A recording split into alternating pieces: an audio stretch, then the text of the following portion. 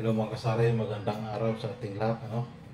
Mga kasari, alis pala ako ngayon. Punta ko ng Divisoria, mamili kami ng mga paninda para sa aking may sari-sari store mga kasari doon sa palengke. Sa pangalawa kong pwesto mga kasari. Hindi ko pala nakikita sa inyo yung aking pwesto sa palengke.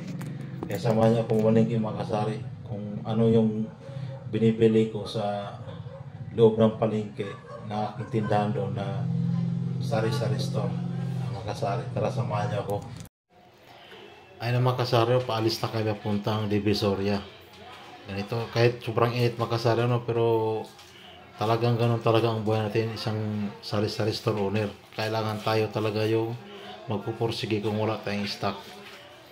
Dapat hindi tayo umaasa sa mga delivery kasi minsan nadidelay yung deliver kaya wala tayong stock mga kasari. Kailangan talaga na tayo magpo-make up. Kagaya nito, ako mismo mga kasari ang maghanap ng stock namin kung anong meron na makuha namin sa Divisoria ngayon. Kasi marami ang kulang doon sa aking tindahan. Siguro mga kasari, nasa 3 balik ang tricycle na ito ngayong araw na ito. Kaya napakahirap sa sobrang init. Tsaga lang talaga mga kasari kung gusto natin na mapanatili natin ang ating mga suki na dadami ang ating mga customer. Nandito na pa tayo mga kasari sa ating bibilihan ng mga stock. Mga kasari, ito yung napamili natin ng para sa ating sari-sari store doon sa loob ng palengke. Mga kanton muna natin inuuna kasi parang uulan mga kasari, baka ulan na may hapon, kailangan kanton muna baka mabasa mga kasari. Kasama ko pala ito ang aking bayaw, bayaw ko ito mga kasari. Ito yung katuwang ko pag nag-Divisoria kami, kasama ko yan siya kasi di pwedeng walang kasama kasari. Halimbawa papasok ka sa looban tapos wala magbantay sa motor mga kasari. At mga kasari, na dumating na pala kami sa aming galing biyahe. Binababa na namin yung aming pamilya, kaya medyo marami ito mga kasari. Sa tutulong mga kasari, kunti lang naman ang tubo natin dyan. Sa isang tali na ganyan, isang balot, pumapatong lang tayo ng 5 piso dyan mga kasari para madali lang mabenta. Kaya yung ibang mga kasari, yung katabi natin, pumapatong sila ng 10. Sa akin kasi, ginawa ko ng medyo wholesale. Pumapatong lang ako ng 5 piso dyan mga kasari. Ang bili ko dyan mga kasari ay 100. Binibenta ko riyan sa loob ng palengke ng 105 mga kasari. Ganun lang kaliit yung patong yan mga kasari.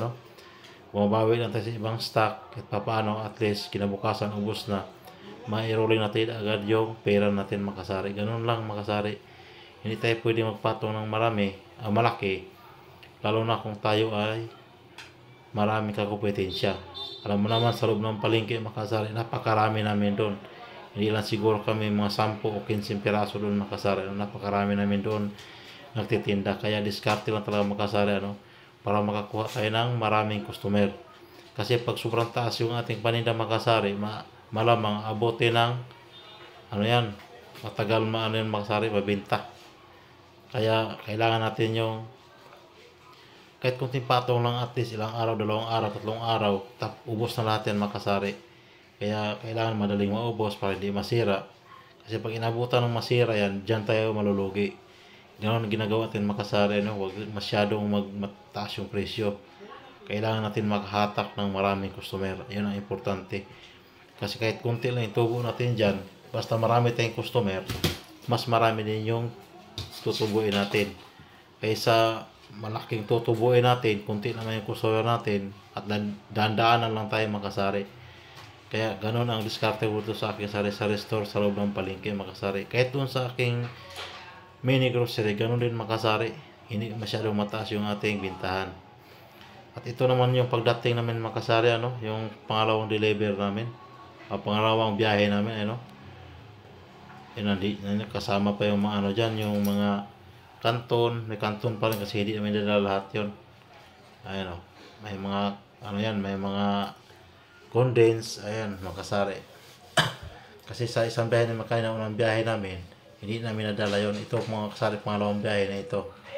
Kaya yan mga kasari, babalik pa tayo yan kasi meron pa tayong pabalikan. At ito naman yung mga kasari, yung last na biyahe natin mga kasari, ano, nandito na yung mga, ano, yung biho natin. Ayun, no, marami yan, 10 sako yan mga kasari yung biho natin. At may nakita akong sting dun sa Divisoria, binili ko na rin kasi marami akong wala kaming stock na sting dito sa ano, napakahirap hanapin ngayon yung sting mga kasari dito sa aming lugar, kaya binili ko na rin. Kumuha ko ng 50 piraso na sting, kahit papaano may display tayo, kasi in-order ko yung makasari tag 200, kaya lang wala talaga dumarating. Kahit papaano may display tayo makasari, ano, kasi pag wala tayong may display talagang iiwanan tayo ng ating mga suki mga kasari. Kaya talagang sipag at tiyaga lang para lang makakuha ng maraming customer. Ayun mga kasari, nandiyan pa yung mga toyo, suka. Ayun. Kaya ito yung talagang mahirap mga kasari, ano, sabihin natin na mahirap talaga magsari-sari store owner, pero sa totoo lang mga kasari, dito lang kami nabubuhay sa aking mga kapatid. Dito rin, ayun, halos yung marami na tinatulungan itong mga kasari sa ating sari-sari store. May nag-aaral ako ng kapatid, pamangkin misis dito rin nag-aaral sa akin. Siyempre tumutulong na sa akin para lang pang tuition nila, matutulungan ko rin sila. Ganun lang mga kasari, nagtulungan na rin kami dito kahit papaano may kikitain din, at least hindi malugi yung ating tindahan. At mga kasari, yung mga tuyo na yan, mura lang yan, bilhin mo yung mga kasari. Kaya pag mura natin nakukuha, mura natin na ibibintin mga kasari, ano.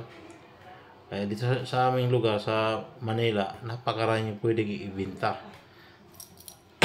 Kaya hindi kami nahirapan ito, mga fresh making na yan sa Divisoria ang kinukuha mga kasari. Walang delivery yan sa amin, walang ahintian ito mga kasari, kami mismo ang pick up niyan sa Divisoria. Kaya nagtiyaga lang talaga mga kasari para lang makakuha ng stock.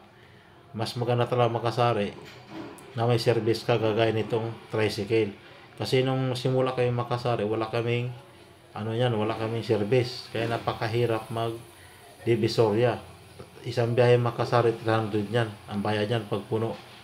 Halimbawa, namimili ka tapos marami kang paninda, pinakababa yan 300 yung single ng tricycle mga kasari, pakyaw yan.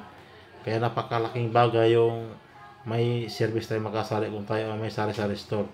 Kasi kagaya ngayon, nakatatlong balik tayo ng Divisoria tapos wala tayong service, ibig sabihin mga kasari, kung wala tayong service, naka 900 yung pamasahe natin mga kasari, malaking bagay na rin yun. Tubo na rin sana natin yun, kaya lang napunta pa sa ibang tao. Kaya yan ginagawa ng kasari, bumili ako ng tricycle, kinabitan ko ng sidecar, ayun, libre na yung pamasahe, kaya lang medyo pagod na talaga makasari. Kaya sipag at tiyaga lang talaga makasari, no, para lang maka-ahon ng kaunti. Ito na pala yung pisto ko sa palengke makasari, pag Mazda yung maigi makasari. Maliit lang ito, ayun o. Ayun aking tindera, si Ate Crisilda, dalawa yan sila ito makasari, nagbabantay. Ayan. Maliit lang yan makasari, pero kailangan ko ito, masunod araw, makikita yung update ko kayo nito, i-renovate ko ito makasari. Ayun o. Maliit lang ang pisto yan. 2 tao lang dito nagbabantay makasari sa loob. Ayan. Isang tao sa loob, isang tao sa labas. Dalawa lang ito makasari. Pag walang pasok yung pamangkin ni Mrs., dalawa sila dito nagbabantay. O 3. Parang 3 ito makasari yung tao dito pag walang pasok yung pamangkin ni Mrs. ng babae.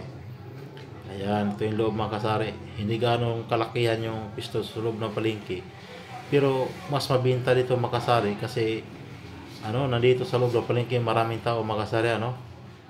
Ayan, kumpleto yan makasari. Anong hanapin mo rito sa ating sari-sari store sa loob ng palengke, marami tayong mabibili dyan. Ito na may labas makasari, ano. Ayan, marami tayong mga customer makasari. Nandyan natin mga customer. Ayun yung pinamili natin ba na sa taas makasari, yan yung binibili natin kanina. Ayan, ito yung harap ng aking sari-sari store sa loob ng palengke. Ayan, napakagandang ares makasari. Ayan, kitang-kita ang lahat ng display sa labas.